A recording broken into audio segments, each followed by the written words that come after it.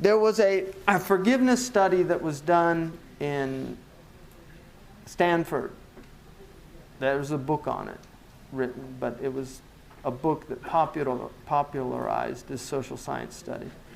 But they looked at forgiveness and the impacts that forgiveness has. And they used several case studies. One of them was people in Ireland who had been victims of terrorism by the IRA. So Protestants who had been victims of terrorism. And what they found is that people that actually learn to forgive, and largely that's a Christian impetus. There's some type of Christian desire, because Christianity tells you to love those who hate you, to forgive your enemies, turn the other cheek. Those are very high things, and they're Quranic as well. But in Christianity, it's supposed to be an obligation. In Islam, it's a choice. You can either redress it through justice or forgive. So what they found is that forgiveness had 3 stages in order for it to be a complete forgiveness.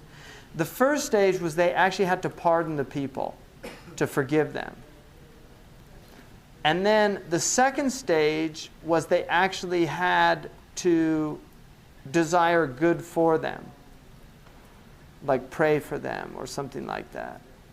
And then the third stage was they actually had to do something good to them to complete it. So it wasn't enough just to forgive, like I forgive them. No, it was actually to forgive them and then to desire good for them. Like in your heart, you actually want good to come to them, not bad or harm. And then the third stage was you actually did something good to them. Now, if you look in the verses of Quran that deal with this, they follow that pattern.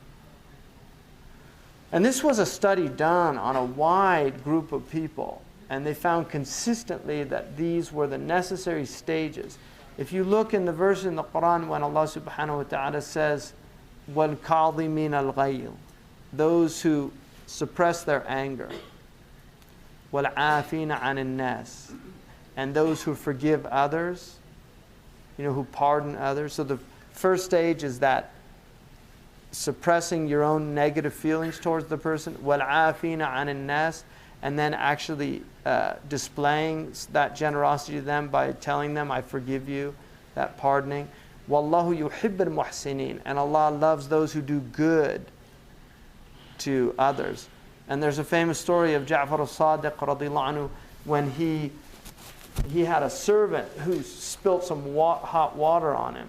And he started to get angry, and the servant said, وَالْقَاظِمِينَ الْغَيْظِ,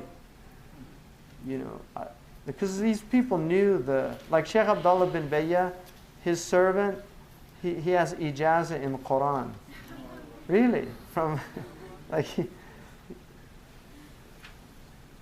So he said, كَظَمْتُ غَيْظِي, I've suppressed my anger. And then the servant said, وَالْعَافِينَ عَنِ النَّاسِ, and those who forgive. He said, عَفَوْتُ عَنْكَ, I forgive you. And then he said, وَاللَّهُ يُحِبُّ الْمُحْسِنِينَ, and Allah loves those who do good. He said, أَنْتَ حُرْ لِوَجْهِ اللَّهِ, you're free for the sake of God. So he freed him. So that process is indicated here when Allah says, that if you were hard and hard-hearted, in other words, when people mistreat you, had you been harsh and hard-hearted to them, they would turn away from you. So what does Allah tell the Prophet when they mistreat you? Forgive them, pardon them. فَعْفُ عَنْهُمْ وَاسْتَغْفِرْ لَهُمْ, ask forgiveness, desire good for them.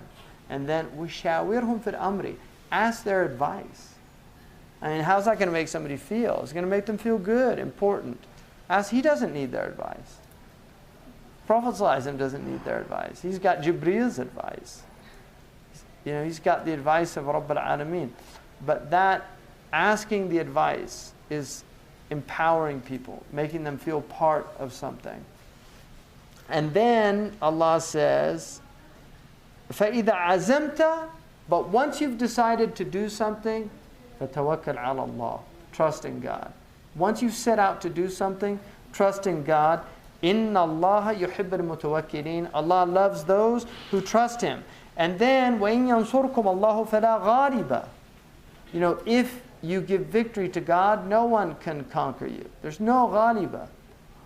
Nobody can conquer you. If you give victory to God, if you help God, Nobody can conquer you. وَإِن يَخْذُلْكُمْ But if Allah forsakes you, فَمَنْ ذَا الَّذِي يَنْصُرُكُمْ مِنْ بَعْدِهِ Who can help you after that?